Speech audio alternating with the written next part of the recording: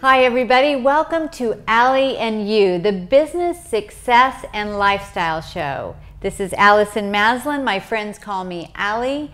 I am a serial entrepreneur, a business and life mentor, and I help business owners grow their business and create an extraordinary life. Now at Allie You, we feature entrepreneurs, artists, champions that have refused to back down even when the going has got tough. And for you, what does that mean? It means that you're going to get the winning strategies, the inspiration that you can take and apply to your own life and your business right away. And today we have a phenomenal show. So I want you to stay focused, be with us for the next 30 minutes or so, and you will be so happy you did. Today, my special guest, talk about inspiration. This woman is incredible. I have Vivian Glyk, who is the founder of Just Like My Child. And Vivian and I have known each other for a while, and I've just seen her develop this amazing organization. You're going to hear all about it. Since 2006, she has been on a mission of giving women and children of Uganda a voice in their homes, their schools, and their communities. Her leadership has already led to the empowerment of thousands of women and children in that country. And we're going to hear all about this. She's also an accomplished marketing consultant, entrepreneur, and author, and some of her clients have included Deepak Chopra, Anthony Robbins, Dean Ornish, John Kabat-Zinn, and wow, I mean, this is amazing. I don't know how she has time to do it all. Native New Yorker, she now lives right here in Southern California with her husband and her son. Her story is one of a personal journey that has inspired nothing less than a global mission to change the lives of girls all over the world. So Vivian. Hi. Wow, this is incredible, and it's so exciting to have you here. And we were just talking before the show started and how much has changed. Yeah, for sure. And so, and as I said, you've been on this personal mission, and it has been very personal because I think that for you to accomplish as much as you have over really a fairly short period of time, 10 years, it's got to be a mission of the heart. So can you just share the story behind all of that? Sure. First of all, I'd just like to thank you so much for having me here and for your support and friendship throughout the years. And I know you've been tracking me, and it means a great deal to me that you're having me here today. Thank you. Yeah, for sure. So the journey behind Just Like My Child Foundation is really in the name, Just Like My Child. So in 2002, my son Zach was born, and I had him later in life, and I just fell madly in love with this human being. And I think that the real gift in the maturity was to be able to see how valuable one life is, and really how much it takes to keep a child alive, and what you have to put into them well beyond just nutrition and health, but to really build up who they are and to teach them and to educate them, and to really understand that love and attachment early on is part of education. It's part of brain development. And subsequent to his birth, we tried to have another child, and I had 2 miscarriages about a year apart. And neither time was I bereft, but it was, of course, a really difficult time. And after the second one, I started to ask myself, okay, God, if it's not having another child, because I knew I could pursue having a biological child, but something was pulling me in another direction. And I saw how much it was taking to raise one kid. It's a lot of effort, as we all know. And I thought, you know what, I want to have 10,000 kids. And I started to hear this information that was going on in Africa at the time. Bono and Angelina Jolie and celebrities were really giving a lot of platform to what malaria was doing to children. Every 30 seconds a child dies of a mosquito bite, the result of a mosquito bite. Over 20 million people had died of the AIDS virus. 12 million children were orphaned. And I thought, holy cow, why isn't this on the nightly news? Yeah. And even more so, you know, I grew up in Spanish Harlem. My parents are both Holocaust survivors. And I grew up with this real sense of urgency that you don't just turn your head when things are happening, not just in your front yard. And so it was kind of this combination, and I often call it like, you know, removing the layers of an onion, because even I wasn't sure what was inspiring me. But because of my background, I thought, well, you know, I just want to maybe give some platform to another organization that's doing this kind of work. And one thing led to the other, and I think God was like, no, no, no. we have another plan. Yes. Sorry. And one day I woke up in the middle of the night, and I had learned so much that I could actually hear these children crying. Wow. And I woke my husband up and I said, I have to go to Africa. And he said, why Africa? And I said, well, because every 30 seconds a child is dying. I need to see this for myself. I need to bear witness. And so one thing led to the other. I went with the Agape Church up in LA to my first country in Africa, to Senegal, but I knew, which is in West Africa, and I knew I really wanted to work in East Africa or South Africa where the AIDS issues were so high. And so one thing led to another, miracle after miracle. When I look back now, it was so difficult at the time to just keep convincing myself and other people that this was the right path. And I ended up in this small rural area in East Africa, in Uganda, in the Luwero district. And I connected with this Ugandan nun who's a brilliant genius, who was running this small clinic that had no lights, no electricity, no running water, no AIDS treatment, 30% HIV rate in the area. And the first night that I was in Uganda, it was kind of like a Hollywood set. I got there to this little clinic. They had a little place for me to stay. The lights went off, no running water. And throughout the night, we heard this woman screaming, and we didn't know what it was. And in the morning, the sisters brought us this little baby Christina. And it turned out that the cries that we'd heard throughout the night were the cries of Christina's grandmother as she watched her daughter die in childbirth. Oh my gosh. Wow. And it was such an extraordinary situation because the reality was in the moment. So in some ways this was what I wanted to see. You know, of course we wouldn't wish it on anyone, but it happens all the time. And then, you know, 9 years later, after we've been working on the ground, it's very clear to me that what we saw there was 3 generations of women. It's the grandmother who now has to care, has no resources and has to care for the baby. It's the mother who was too young to have a child and who was put into this situation incredibly vulnerable. And now here's the baby who, I mean, what are her chances right there at birth? And so, and the mom who's now lost her child. Right. I mean, gosh. Right. And has this extraordinary burden on top of it. And you know, when we're talking about people who are living on less than $1 a day, and maybe that grandmother has 2 or 3, now maybe the mother had another child at home. And so it's just the perpetuation of poverty that I for some reason, I am a systemic thinker, and so I sort of took a step back after a while and was like, how can we really create a change? So since that time in 2006, we took that small clinic, and together with Sister Ernestine, who's one of our primary partners on the ground, we've created that small clinic into what's called a level 5 teaching hospital, which is like a tertiary care hospital here with surgeons and doctors and malaria treatment, a dental clinic, ambulances, etc., where maybe 1 in 10 women were dying in childbirth. They have virtually none of that happening as well. So that's been extraordinary. But then we were thinking, wow, this is really about education, because all of these issues that were coming into the hospital were humanitarian. So many of them were, like with this girl who came in. So it was sort of like mopping up the floor while the sink was overflowing. So we really started to invest in education. We've built 27 school structures.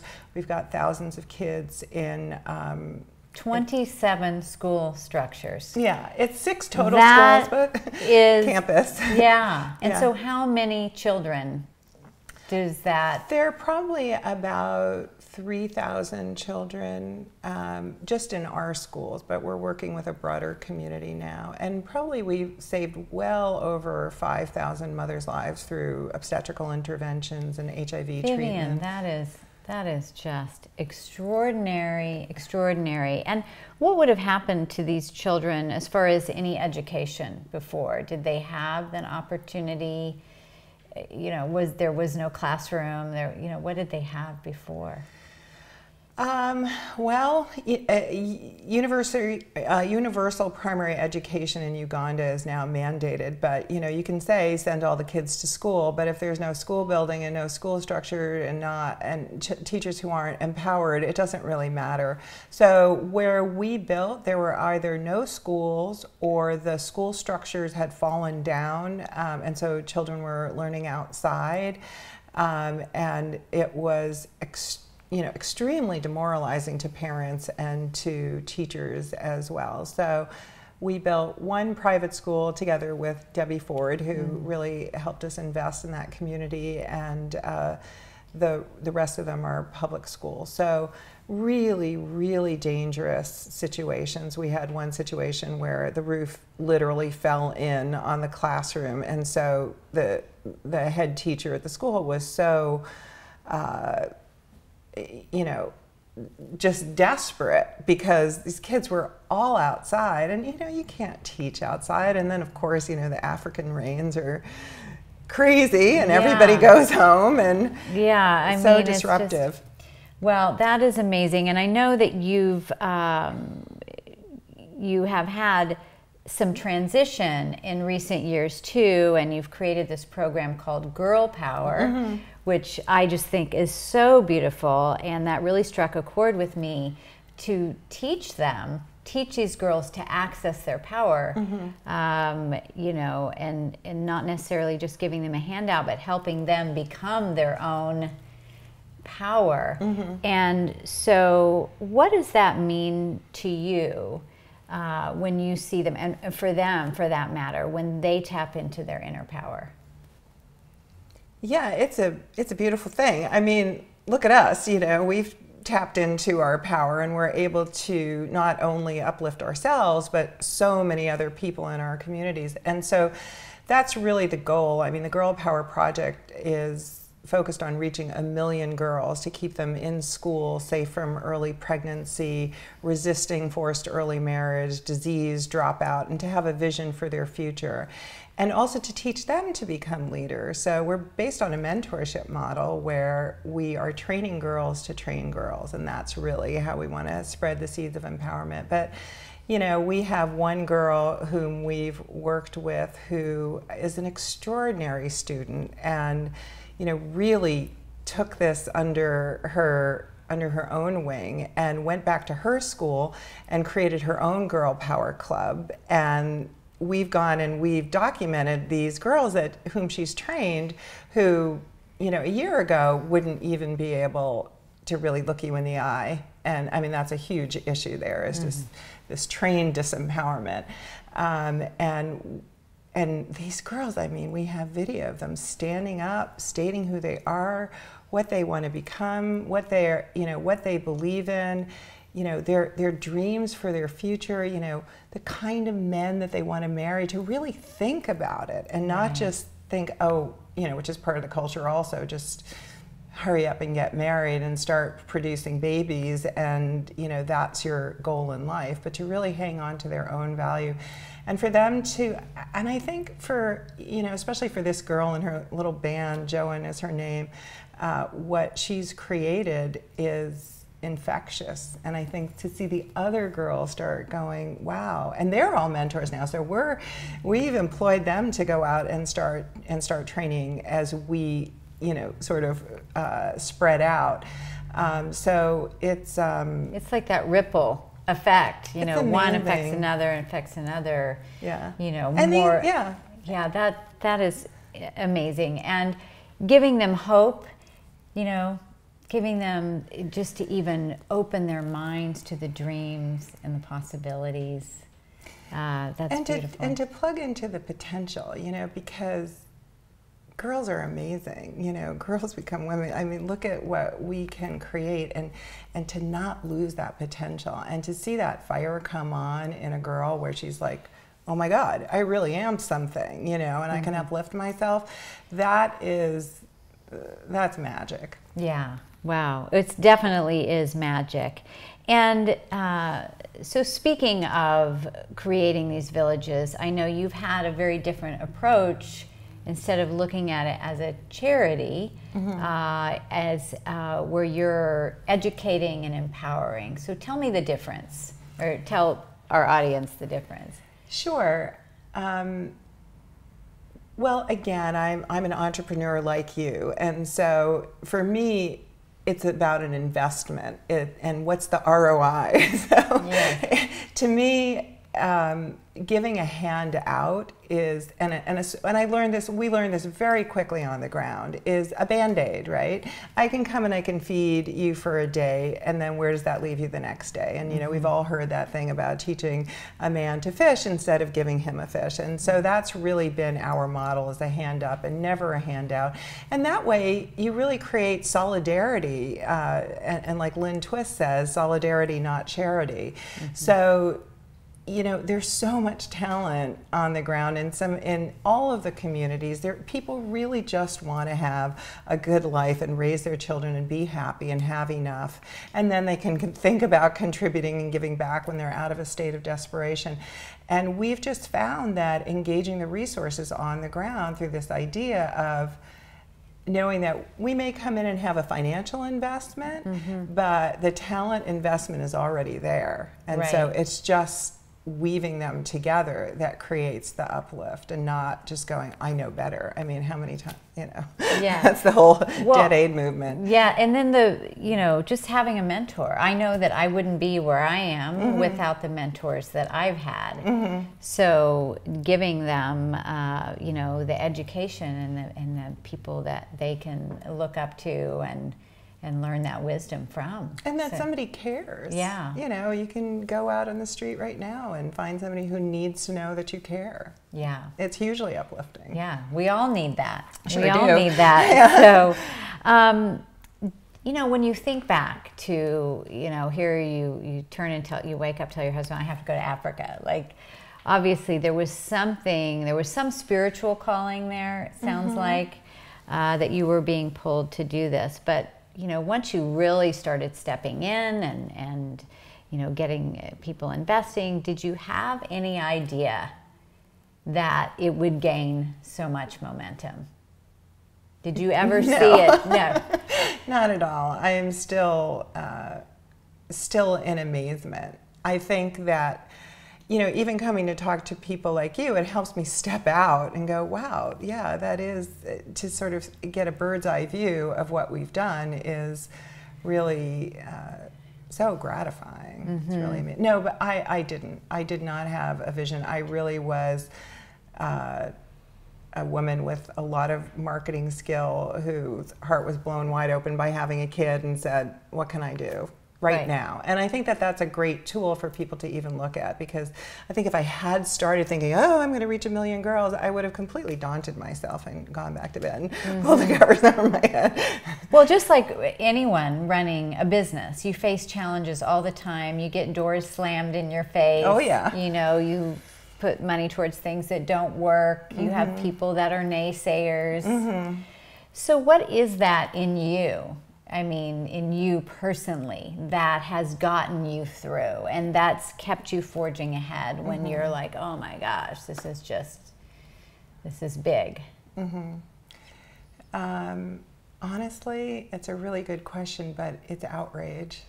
You know, it's just outrage at what happens to children on the planet, and then, of course, how that evolves, and ultimately how it comes home to all of us. You know, we're all affected by the fundamentalists on the planet, and and the hate and, you know, sort of what's being spawned out there. But really it's the outrage of what is happening, going unattended to children, and that really fuels me. I don't care what anybody says. Yeah, but you know what? That's really an important point, because you know, when I talk to entrepreneurs, I say to them, you know, what is your deeper why? I mean, what pisses you off where you're like, I have to do this, like I'm on a mission. So I do feel like that. You know, there's a difference between an anger that fuels you to make change and one where you just stay and you are a bitter person. That's a different anger altogether. A bitter person, yeah. You know what I mean? Yeah. So, but you've taken that energy and you fueled it into something incredible. You said, so you've had this marketing background, which is, you know, and I've had a really strong marketing background that's really helped me in business. So do you feel that having that marketing background has helped you? Oh yeah. In what way? Well, I mean, it's fundraising, right? So it's how do you sell? And I don't have something to put in someone's hands, you know, in return for their investment. So I am constantly thinking about what is it that a donor receives and how can I meet that need. So I mean, I've had people who are so moved when they make a donation to Just Like My Child that I always keep that in the back of my mind, like that is a need, you know. It's like Lynn Twist says, we're all just dying to give. Yes. And so I really fashion our storytelling and what we're able to accomplish and the ROI that people can see where their money's going in that way. And I think, you know, as a marketing consultant, I always kept myself in the customer's vantage point. I always thought about what it was that they need. You know, it's like benefits versus you know, the details of what you're selling. It's like, that's great, you got all those things in your car, but what are the benefits to me? Right. And so that's been a huge help. And of course, just all of the contacts I was able to make beforehand, who also needed a place to give and to serve, who've really uplifted me to be able to make it happen. Well, I think that's the ultimate is, you know, I know for myself and many of my clients, you want to get to a place where, you know, it's all about giving back, right? And so I think to give people an opportunity and to know that they are making impact and change so tremendously in what you're doing is a gift. Yeah. It's truly a gift.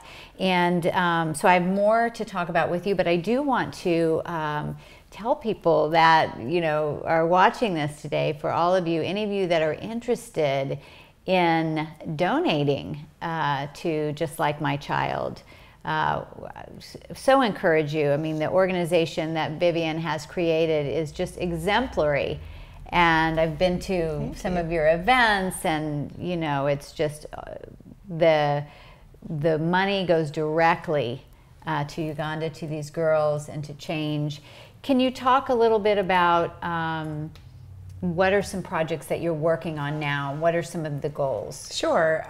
So our biggest focus right now is the Girl Power Project, and that's really what we're working on. And so we're creating a pilot with a group of several thousand girls, and our goal is to. We've revamped a bit where we were really trying to go wide, and what we're doing now is really focusing in so that 50 to 70% of the population of girls where we're working receive this training, so that it's sort of like a collective bargaining thing. You really can start changing a culture and shifting if you have if you can reach a certain level. So we call it a social vaccine, right? Okay. So, you know, if a certain amount of people are vaccinated, then there's less chance of the disease spreading. And it's the same thing that we're trying to do now. So it's basically between $30 to $100 per girl in order to put them through the training. And we're focused on reaching another 7,000 girls between this year and next. Okay. All right. So let's help Vivian make that happen. Where can people go to donate? Just to visit our site, justlikeMyChild.org, and you'll get a lot more information there and be able to sort of click through, watch some of our videos, see where the see where the money is going, see what some of our other projects are, and definitely get to the donation page. Yeah, so when you do that, and we'll need to track this, but if you donate $100 or more, we will send you a copy of my best-selling book, Blast Off, with the book and the workbook and the audio. So that's just about as much as you would spend purchasing that on your own, and now you're going to be able to make an incredible impact on these women, so these young girls. So let's make the girl power. Let's make the girl power happen. So what do you feel, Vivian, is the key to making your dreams a reality? I mean, whatever somebody's mission is, for you, it's this movement and transformation of this, whole society. I mean, that's a big dream, and we have some people at all levels, right, watching this in business. Mm-hmm. What do you think? What advice can you give them to, with their dreams that sometimes feel like, can this really happen? Let me think about that for a second. I think that it's just persistence. I really think it's persistence and not giving up. I mean, I think it's pretty easy to and to not really get fixated on what you think today has to be the outcome. That I have this new saying that struck me, is that life is short and it's long. So, obviously time passes quickly, but what is the real lesson that you're learning is not going to be revealed in your mistake tomorrow. Mm-hmm. And to really have faith that if you stay persistent, that your vision, you don't really have to know the course. Right, sure. right. Yeah. You don't have to know the how. Right.